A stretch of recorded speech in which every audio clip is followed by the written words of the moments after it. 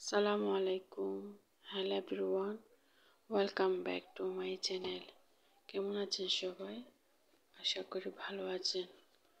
আলহামদুলিল্লাহ, আপনাদের দোয়ায় আমিও ভালো আছি।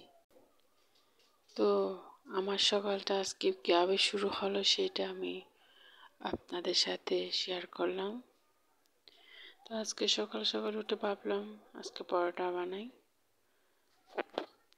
আসলে আমার শ্বশুর অনেক পছন্দের পরোটা, উনি বলছে পরোটা বানাতে, তো এই জন্য বানাইছি পরোটা।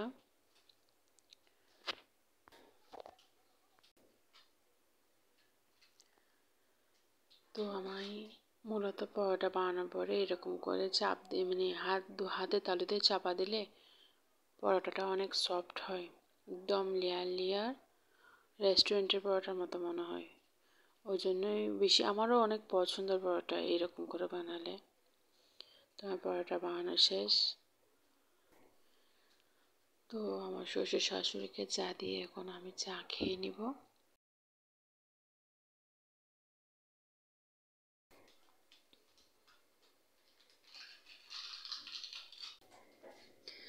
যারা এতটুকু পর্যন্ত আমার ভিডিওটা দেখছেন, ভালো লাগলে প্লিজ আমাকে একটা লাইক দিবেন।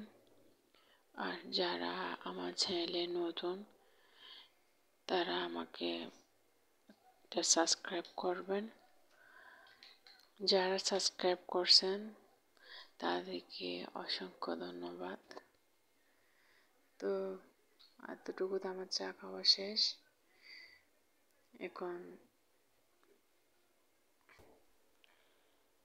এখন কাপ বাটিগুলো ধুইতে হবে আর কি। মেয়েদের সকাল তো এভাবেই শুরু হয়। সকাল সকাল উঠে সবার জন্য চা নাস্তা রেডি করা, ওগুলা ধোয়া, আবার দুপুরের জন্য কি রান্না করবো ওগুলো রেডি করা, এরপরে এগুলো খাওয়ানো, আবার কতগুলো হবে এগুলো দেওয়া, এটাই তো মেয়েদের জীবন। তো আপনাদের সাথে কথা বলতে বলতে আসলে আমার হাঁড়ি পাতিলগুলো দেওয়া শেষ। এখন এগুলো গুছিয়ে এখন চলবে দুপুরের আয়োজন। দুপুরে কি রান্না হবে, কি কাটবো, এগুলাই। তো আমি একটা একটা সব বের করে নিলাম। আসলে এগুলা চালতা, ওই হলুদ কালার, এগুলো হচ্ছে চালতা, এগুলো আমি কেটে রাখছিলাম। আসলে বানানোর সময়টা পাইনি, তাই কেটে নর্মালি রেখে দিয়েছিলাম। আজ নামাইছি, দেখি আজ এগুলো চালতার আচার বানিয়ে ফেলবো ইনশাল্লাহ। এটা আমি পরের ব্লগে আপনাদের সাথে শেয়ার করব। তো আমি এখন মূলা কেটে নিব। আরেকটা টিপস হচ্ছে, আমরা মূলা কেটে রান্না করে ফেলি।